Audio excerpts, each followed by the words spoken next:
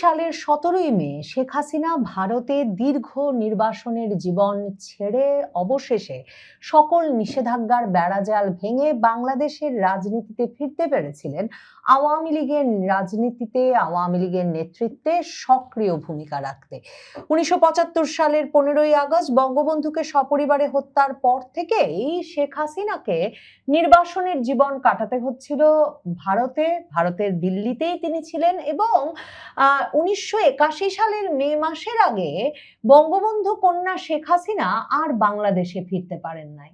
৪৫ বছর পর আবারও যখন তিনি দিল্লিতে নির্বাসনের জীবন কাটাতে বা নির্বাসনের জীবন বেছে নিতে বাধ্য হয়েছেন, তখন ভারতের সংবাদ মাধ্যমগুলো ভীষণ গুরুত্বের সঙ্গে এবছর ১৭ই মে দিবসটিকে ঘিরে শেখ হাসিনার সাক্ষাৎকার নিয়েছে এবং ইংরেজি অনেক শীর্ষস্থানীয় দৈনিকেই যেমন শেখ হাসিনা কবে ফিরবেন, আদৌ আওয়ামী লীগের রাজনীতিকে তিনি নেতৃত্ব দিয়ে বাংলাদেশে ফিরতে পারবেন এমন প্রত্যাশা করেন কিনা, ১৭ই মে আবারও বাংলাদেশের রাজনীতিতে ঘটতে যাচ্ছে কিনা, এসব প্রশ্ন সামনে রেখে ইংরেজি দৈনিকগুলো যেমন খবর করেছে শেখ হাসিনার ইমেইল সাক্ষাৎকারের ভিত্তিতে, তেমনি পশ্চিমবঙ্গের শীর্ষস্থানীয় পত্রিকা আনন্দবাজার তারাও শেখ হাসিনার সাক্ষাৎকার ছেপেছে প্রথম পাতায় এবং সেই সাক্ষাৎকারে শেখ হাসিনার যেই বক্তব্যটি আনন্দবাজার শিরোনাম করেছে সেটা হচ্ছে মাথা উঁচু করে দ্রুত ফিরবো। শেখ হাসিনা এই যে মাথা উঁচু করে দ্রুত ফিরবো মানে শেখ হাসিনাই ফিরবেন, শুধু আওয়ামী লীগের রাজনীতি বাংলাদেশে ফিরবে তাই নয়, এবং মাথা উঁচু করে ফিরবো এই ঘোষণাটি এ সময়ে কিভাবে দিলেন?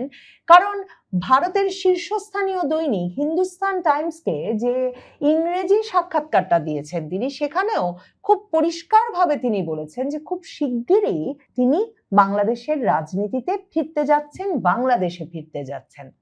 এবং সাক্ষাৎকারগুলোতে শেখ হাসিনাকে যখন জিজ্ঞেস করা হয়েছে যে মানে তিনি কবে ফিরবেন, কিভাবে ফিরবেন, তিনি সরাসরি বলেছেন যে একটা গণতান্ত্রিক পরিবেশ যখন বাংলাদেশের রাজনীতিতে আসবে, যেটার জন্য তিনি নিজেও প্রতিদিন কাজ করছেন, হিন্দুস্তান টাইমস যেটা শিরোনাম করেছে সেটা বলছে যে অ্যাবসেন্স ডাজন্ট মিন সাইলেন্স, মানে আমি দেশে অনুপস্থিত তার মানে আমি চুপ করে বসে নাই, will return to Bangladesh very soon, খুব শিগগিরই আমি বাংলাদেশে ফিরবো। এই যে তিনি সুস্পষ্টভাবে বলেছেন যে নিয়মিতভাবে তিনি কূটনৈতিক যোগাযোগ রক্ষা করছেন জাতিসংঘ সহ বিভিন্ন সংস্থার সঙ্গে, তিনি বাংলাদেশে নেতৃবৃন্দ এবং কর্মীদের সঙ্গে, তৃণমূল কর্মীদের সঙ্গে যোগাযোগ রাখছেন এবং বাংলাদেশের রাজনীতিতে ফেরার বিষয়েই, বাংলাদেশে একটা গণতান্ত্রিক প্রক্রিয়া ফিরিয়ে আনতেই প্রতিদিন তিনি কাজ করছেন। আরেকটা যেটা খুব গুরুত্বপূর্ণ বিষয় শেখ হাসিনা বলেছেন এই সাক্ষাৎকারে, এবং বলা যায় প্রথমবারের মতো, কারণ মনে রাখতে হবে গত বছরের শেষের পর শেখ হাসিনা কিন্তু ভারতীয় সংবাদ মাধ্যম বা আন্তর্জাতিক সংবাদ মাধ্যমগুলোকে আর কোনো সাক্ষাৎকার দেন নাই গত প্রায় ৪-৫ মাস ধরে। ফার্স্ট পোস্টের মতো ভারতের অনেক শীর্ষস্থানীয় পত্রিকা আবার সেটাকেই শিরোনাম করেছে, যেমন তারা বলছে Sheikh Hasina warns of dark days under BNP rule, vows to return to Bangladesh very soon। মানে এক রকমের ভারতকে তিনি সম্ভবত সাবধান করতে চাইছেন, তারেক রহমান সরকারের সঙ্গে সম্পর্কটা তো ভালো হবেই না ভারতের, বরং ২০০১ থেকে ২০০৬ সালে বাংলাদেশে শেখ হাসিনার ভাষায় যে উগ্রবাদ ও জঙ্গিবাদের উত্থানের কারণে বাংলাদেশ একটা অন্ধকার সময় পার করেছিল, সেটা ফিরে আসতে পারে যখন বাংলাদেশে বিএনপি ক্ষমতায় থাকবে। এবং তিনি তাতে বলেছেন, এই ইমেল সাক্ষাৎকারগুলোতে তিনি বলেছেন যে দেশে ফেরা কোনো নির্দিষ্ট দিন বা সময়ের ওপর নির্ভর করে না, আমরা বাংলাদেশে গণতান্ত্রিক পরিবেশ, মত প্রকাশের স্বাধীনতা, রাজনৈতিক অধিকার এবং আইনের শাসন ফিরিয়ে আনার জন্য কাজ করছি, এটা শুধু আমার ফেরার জন্য নয়। শেখ হাসিনা হিন্দুস্তান টাইমসকে বলছেন দেশের স্বাধীনতা, সার্বভৌমত্ব ও মানুষের কল্যাণের জন্য প্রয়োজন জনগণকে ঐক্যবদ্ধ করে আমরা খুব দ্রুত সেই লক্ষ্য অর্জন অর্জন করব, কারণ প্রতিটি মুহূর্তই শেখ হাসিনা বলছেন তিনি দেশের জন্য লড়ছেন কূটনৈতিক পর্যায়ে, আন্তর্জাতিক আইনি কাঠামো ব্যবহার করে, এবং বিশ্ব মিডিয়াতেও আওয়ামী লীগ সক্রিয়ভাবে কাজ করছে। এবং শেখ হাসিনা এই সাক্ষাৎকারগুলোতে আবারও মনে করিয়েছেন যে তিনি 19 বার হত্যা চেষ্টা থেকে বেঁচে ফিরেছেন, কিন্তু কিছুই তাকে কখনো থামাতে পারেনি। এবং শেখ হাসিনা বলেছেন, মহান আল্লাহ আমাকে বাঁচিয়ে রেখেছেন, তাই খুব শিগগিরই আমি বাংলাদেশের মাটিতে ফিরব। আওয়ামী লীগের ওপর নিষেধাজ্ঞা আছে, এই অবস্থায় কি করে শেখ হাসিনা ভাবছেন শিগগিরই ফিরবেন, মাথা উঁচু করে ফিরবেন, তার বিরুদ্ধে মৃত্যুদণ্ডাদেশ আছে? এই প্রশ্নের উত্তরে শেখ হাসিনা হিন্দুস্তান টাইমসকে বলেন যে আওয়ামী লীগ জনগণের দল, এই দল বন্দুকের জোরে বা ক্ষমতার আশীর্বাদে জন্ম নেয় নাই। মানে কোনো, যেটা শেখ হাসিনা সবসময় বলেন যে এই দল তো বন্দুকের জোরে বা ক্যান্টনমেন্টের ভেতরে জন্ম নেয় নাই। কাগজে লেখা কোনো নিষেধাজ্ঞা এই দলকে দমিয়ে রাখতে পারবে না। যদি নিষেধাজ্ঞা দিলে আওয়ামী লীগকে থামানো যেত, তাহলে বাংলাদেশই জন্ম নিত না। এবং শেখ হাসিনা বলছেন যে আওয়ামী লীগ তো বারবারই আরো শক্তিশালী হয়ে ফিরেছে। যারা মনে করছে নিষেধাজ্ঞা স্থায়ী, তাদের ইতিহাসের দিকে তাকানো উচিত। এই নিষেধাজ্ঞা ক্ষমতাসীনরা যে কত ভয় পায় আওয়ামী লীগকে রাজনৈতিক শক্তি হিসেবে, তার প্রমাণ। কারণ শেখ হাসিনা হিন্দুস্তান টাইমসকে মনে করাচ্ছেন যে যদি আওয়ামী লীগ সংগঠিতভাবে গণতান্ত্রিক রাজনীতি করতে পারে, তাহলে যে এই দলগুলোর পক্ষে, মানে বিএনপি জামায়াতের মতো দলগুলোর পক্ষে রাষ্ট্রবিরোধী কর্মকাণ্ড চালানো কঠিন হয়ে পড়বে। সে কারণে আওয়ামী লীগকে নিষেধাজ্ঞা দিয়ে রাখা হয়েছে। এবং দলীয় শক্তির প্রমাণ হিসেবে আওয়ামী লীগ সভানেত্রী মনে করাচ্ছেন এই যে লাখ লাখ সমর্থক, শত শত হাজার নেতাকর্মী যারা এখনো বাংলাদেশে আছেন, তাদের বিরুদ্ধে যে হামলা মামলা, কারারুদ্ধ করে রাখা হচ্ছে, নির্যাতনের করা হচ্ছে, তারপরেও তারা কিন্তু ঐক্যবদ্ধ আছেন। এবং তাই দেশের স্বার্থে আওয়ামী লীগের ফিরে আসা এটা অনিবার্য, এটা শুধু সময়ের ব্যাপার মাত্র। শেখ হাসিনা বলছেন যে এমনকি এত নির্যাতন নিপীড়নের মধ্যেও এখনো বাংলাদেশের কৃষকের পাশে গিয়ে দাঁড়াচ্ছে ছাত্রলীগের নেতাকর্মীরাই। এবং তিনি তাই বলছেন যে এই দলকে ঠেকিয়ে রাখা কোনো নিষেধাজ্ঞার পক্ষে সম্ভব নয়। হিন্দুস্তান টাইমস প্রশ্ন করেছিল যে অনেকে তো শেখ হাসিনা ছাড়া আওয়ামী লীগের কথা বলছে, একটা পুনর্গঠন বা সংস্কারের উদ্যোগ কি নেওয়া হচ্ছে, মানে রিঅর্গানাইজ বা পিউরিফিকেশনের উদ্যোগ নেওয়া হচ্ছে? শেখ হাসিনা এই সাক্ষাৎকারে এটাও খুব ইন্টারেস্টিং বলেছেন, নতুন বলেছেন। তিনি বলেছেন আওয়ামী লীগ একটা গণতান্ত্রিক দল, সে তার ঘর গোছানোর জন্য যা করা দরকার সেটা নিজেই করতে পারবে। অনেক সময়ই ষড়যন্ত্রকারীরা এবং রাজনৈতিক প্রতিপক্ষ এই পিউরিফিকেশনের নামে, মানে ঘর গোছানোর নামে, একটা শুদ্ধিকরণের নামে আসলে রাজনৈতিক দলকে পুরোপুরি ভেঙে দিতে চায়।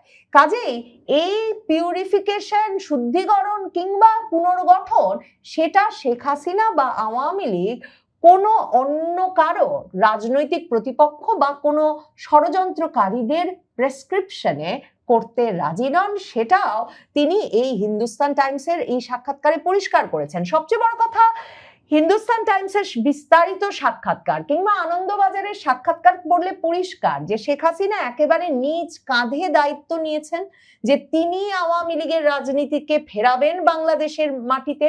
তিনি দেখছেন এখনো শত শত হাজার লাখ লাখ কর্মী এত নির্যাতন নিপীড়নের মধ্যেও আওয়ামী লীগের রাজনীতিতেই বিশ্বাস রেখেছে। এবং তিনি মনে করাচ্ছেন যে আওয়ামী লীগ তো একটা আদর্শিক রাজনৈতিক দল, কাজেই আওয়ামী লীগকে একটা নিষেধাজ্ঞা দিয়ে ঠেকানো যাবে সেটা মনে করবার তিনি কোনো কারণ দেখছেন না। এবং তিনি বলছেন যে রীতিমতো যে নিষেধাজ্ঞায় আওয়ামী লীগ দমে গেলে বাংলাদেশটাই তারা স্বাধীন করতে পারতো না। এবং শেখ হাসিনা আসলে ভারত সহ আন্তর্জাতিক সম্প্রদায়কে এক রকমের বিএনপি জামাত শাসনামলের স্মৃতি মনে করিয়ে দেওয়াটাও এখন গুরুত্বের সঙ্গে প্রয়োজনীয় মনে করছেন। তিনি তার সাক্ষাৎকারে বলেছেন যে উগ্রবাদ ও জঙ্গিবাদ শুধু বাংলাদেশের জন্য নয়, পুরো অঞ্চলের নিরাপত্তার জন্যও বড় হুমকি। 2001 থেকে 2006 সালে বিএনপি জামায়াত জোট সরকারের সময় বাংলাদেশ জঙ্গিবাদের নিরাপদ আশ্রয়ে পরিণত হয়েছিল, 63 জেলায় একযোগে বোমা হামলা হয়েছিল, তার ওপর আমার ওপর মানে শেখ হাসিনার ওপর গ্রেনেড হামলা হয়েছিল, বিচারক হত্যা করা হয়েছিল, সাংস্কৃতিক প্রতিষ্ঠান ও ধর্মীয় উপাসনালয়ে হামলা হয়েছিল।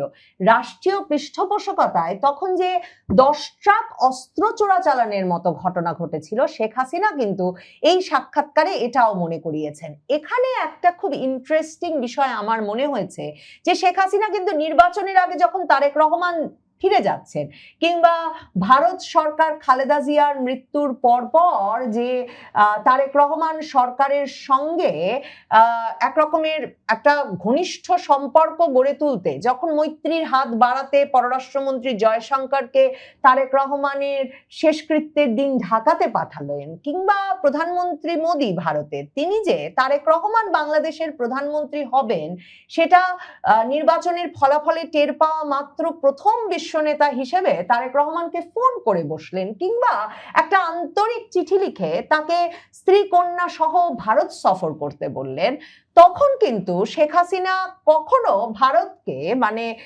তার আশ্রয়দাতা দেশকে এটা স্মরণ করার নাই যে এই তারেক রহমানই সেই তারেক রহমান যিনি 2001 থেকে 2006 সালের বিএনপি জামায়াত জোট সরকারের একেবারে শীর্ষ নেতৃত্ব স্থানীয় পর্যায়ে ছিলেন, এবং সে সময় ভারতের পুরো অঞ্চল মানে উত্তর পূর্বাঞ্চলীয় রাজ্যগুলোতে সীমান্তবর্তী প্রতিটি রাজ্যে ভীষণভাবে অস্থিতিশীলতা সৃষ্টি হয়েছিল, কারণ বাংলাদেশের সীমান্তের ভেতরে মানে ওই 10 ট্রাক অস্ত্র নিয়ে আসা থেকে শুরু করে প্রশিক্ষণ শিবির এবং আশ্রয় দেওয়ার মাধ্যমে ভারতের বিচ্ছিন্নতাবাদী গোষ্ঠীগুলোকে এক রকমের প্রশ্রয় দিয়ে আসা হচ্ছিল, ভারতের বিচ্ছিন্নতাবাদী গোষ্ঠীগুলোকে শক্তি সঞ্চয়ের সুযোগ করে দেওয়া হচ্ছিল।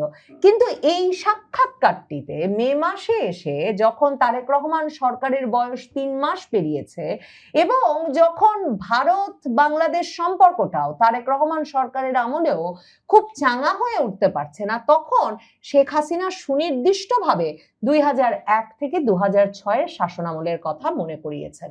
কারণ শেখ হাসিনা তার সাক্ষাৎকারে এটা বলেছেন যে 2024 সালের 5ই আগস্টের পর আমরা দেখেছি দণ্ডপ্রাপ্ত শীর্ষ জঙ্গিদের মুক্তি দেওয়া হয়েছে, জঙ্গিবাদ ও সন্ত্রাসে জড়িত দণ্ডপ্রাপ্ত অনেক ব্যক্তি সংসদে প্রবেশ করেছে, এবং শেখ হাসিনা বলছেন 2001 থেকে 2006 সালের অন্ধকার সময় আবার তাই ফিরে আসার শঙ্কা তৈরি হয়েছে।